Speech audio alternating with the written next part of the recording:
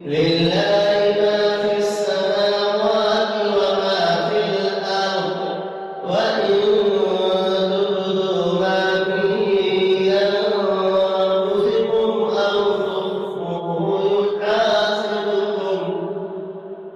أو تخفوه يحاسبكم به الله فيغفر لمن يشاء ويعذب من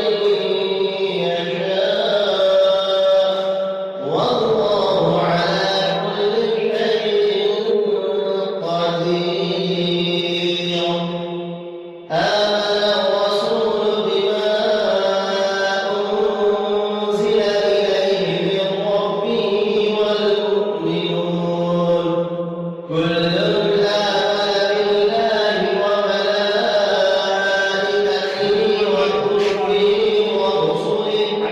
لا نفرق بين أحد من رسله وقالوا سمعنا وأطعنا غفرانك ربنا وإليك المصير. لا يكلف الله نفسا إلا وسعها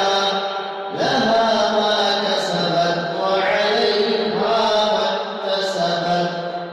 ربنا لا تؤاخذنا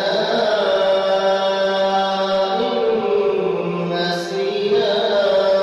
أو أخطأنا ربنا ولا تحمل علينا إصرا